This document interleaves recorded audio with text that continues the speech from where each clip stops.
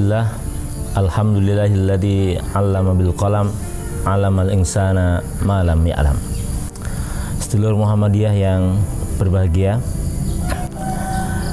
dalam pendidikan itu sebagai seorang pendidik ada beberapa konsep yang harus kita pahami.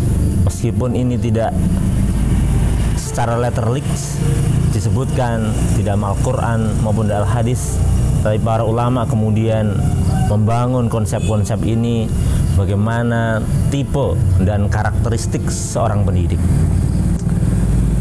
Yang pertama, seorang guru itu bisa disebut sebagai muallim atau mudarris. Saya mensepadankan antara muallim sama mudarris karena kedua-duanya adalah konsep bagaimana transfer of knowledge itu. Hanya penekanannya kalau muallim itu lebih pada bagaimana seorang guru menguasai banyak ilmu kemudian bisa mentransfernya kepada siswanya, sementara mudarris adalah orang yang memiliki ilmu kemudian bisa menyusun metode yang bagus untuk menyampaikan kepada siswa. Kalau dalam Al-Quran disebutkan wa'allamal adamal asma'a kullaha, maka kemudian konsep ini lebih cenderung kepada transfer of knowledge. Bagaimana siswa kita, bagaimana murid kita itu menguasai berbagai bidang ilmu pengetahuan, memiliki skill di dalam hidupnya yang berguna bagi hidupnya. Jadi seorang guru, tugas sebagai seorang mu'alim adalah bagaimana transfer of knowledge ini terlaksana dengan baik, bagaimana skill itu dikuasai oleh para anak didik kita. Ini yang pertama. Jadi ini bukan satu-satunya. Berikutnya adalah seorang guru itu harus bersikap sebagai mu'adzib. Apa mu'adzib itu? Artinya seorang guru, ringkasnya, dia tidak hanya transfer of knowledge, tetapi dia juga memperhatikan bagaimana akhlak, bagaimana adab dari siswa itu sendiri. Kalau murid hanya pintar tapi tidak memiliki adab, maka itu akan menyengsarakan banyak orang. Kalau tokoh negara, pemerintah dan lain sebagainya, dia memiliki kecakapan, memiliki kapabilitas, memiliki ilmu yang banyak, pintar dengan titel yang tinggi, tapi tidak memiliki akhlak, maka akan hancurlah negara itu. Maka kemudian seorang pendidik harus bersikap sebagai seorang mu'adzib. Dia tidak hanya transfer of knowledge, dia juga ngopeni, memperhatikan bagaimana perkembangan akhlak anak-anaknya, bagaimana sopan santunnya, bagaimana etikanya, bagaimana interaksinya dengan guru, bagaimana interaksinya dengan orang tua, bagaimana interaksinya dengan masyarakat. Itu yang harus ditekankan dan menjadi jiwa dari seorang guru, bahwa dia tidak hanya transfer of knowledge, tetapi dia harus juga membenahi akhlak anak itu sendiri. Nah, yang ketiga itu adalah murabbi. Murabbi itu orang yang membina, mengarahkan anak itu dengan kasih sayang. Dengan kasih sayang.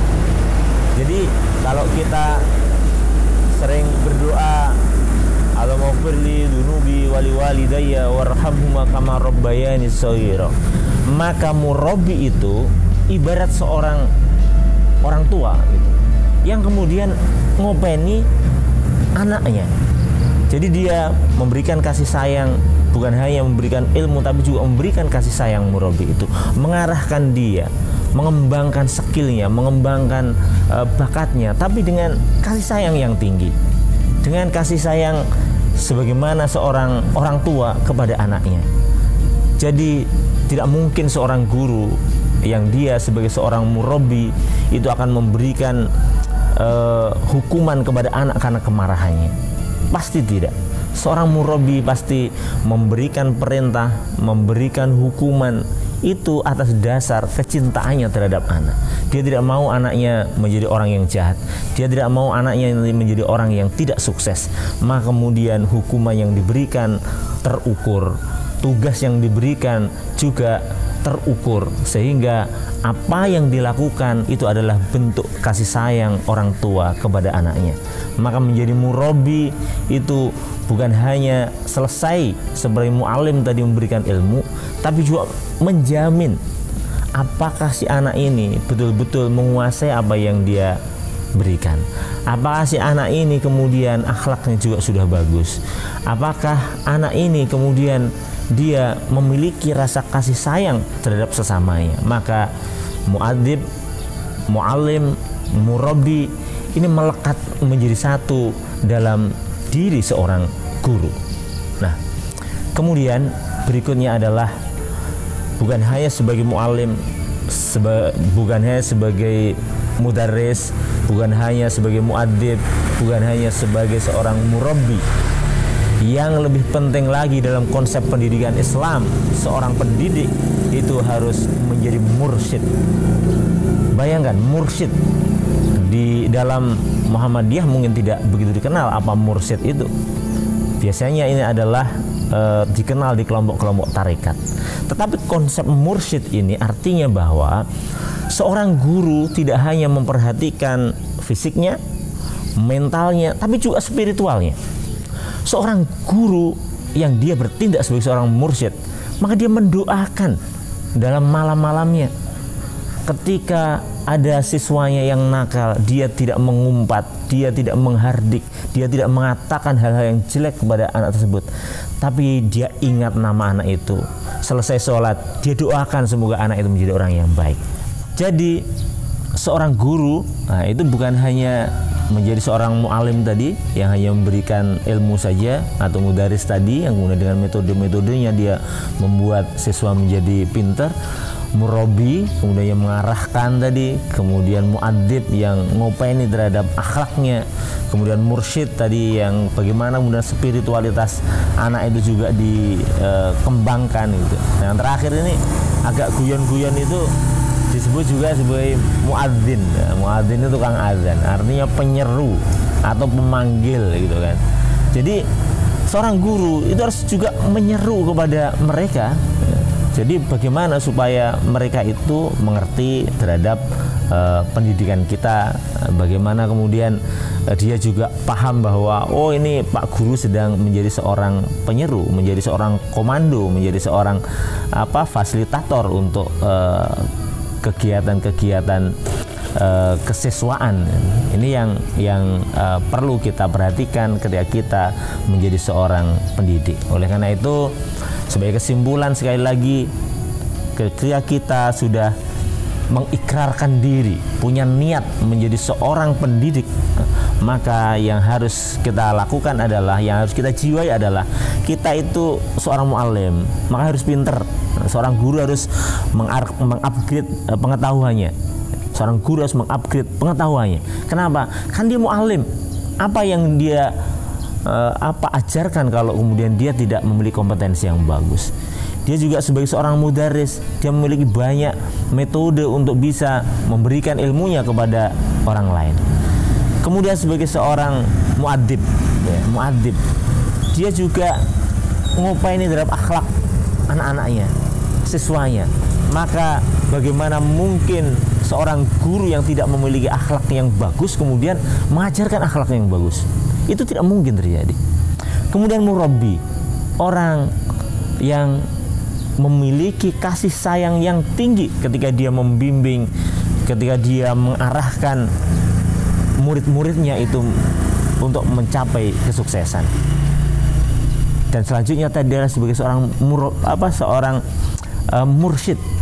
Artinya ketika dia pengen anak didiknya memiliki spiritualitas yang bagus, ketika dia pengen kemudian anak didiknya itu kemudian sukses untuk akhiratnya, maka seorang guru harus memperbaiki dirinya juga. Dia harus menjadi orang yang secara spiritual bagus, ibadahnya rajin, ya kan? Memberikan suri tauladan contoh bagaimana ke masjid lebih awal, bagaimana kemudian dia memberikan contoh terhadap bagaimana mendoakan orang lain, mendoakan anak didiknya, sehingga itu juga ditiru oleh anak didiknya mendoakan kepada orang tuanya.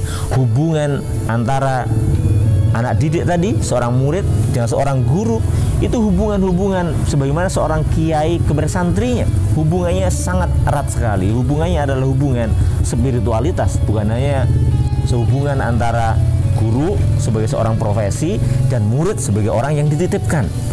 Kalau itu yang terjadi, maka rusaklah dunia pendidikan. Yang terakhir tadi adalah, meskipun itu hanya konsep guyon yang datang belakangan, sebagai seorang muadzin itu ya, dia kapan dia harus adzan itu ada waktunya, kapan dia harus menyeru itu ada waktunya.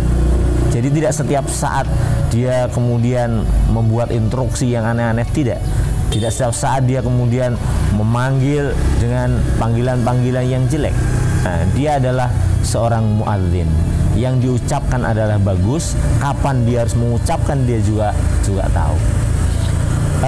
Sedulur Muhammadiyah yang berbahagia, mungkin itu yang dapat saya sampaikan sebagai sharing kita, bagaimana supaya kita menjadi seorang pendidik yang bagus, bagaimana menjadi seorang guru yang bagus, termasuk di MI Muhammadiyah Plus Suwaru ini. Guru-gurunya insya Allah bukan hanya seorang mu'alim, tapi juga kelima-limanya yang saya sampaikan tadi itu juga dilakukan dalam rangka supaya ruh sebagai seorang guru itu bagus, dan adalah implementasi dari ajaran Muhammadiyah kita untuk mencerdaskan anak bangsa, bukan hanya cerdas otaknya tapi juga bagaimana memiliki akhlak yang bagus. Antara iman, ilmu, amal, dan akhlak itu melekat dalam diri siswa yang dididik di pendidikan Muhammadiyah. Demikian, ada kurang lebihnya mohon maaf. Billahi taufik wal hidayah. Wassalamualaikum warahmatullahi wabarakatuh.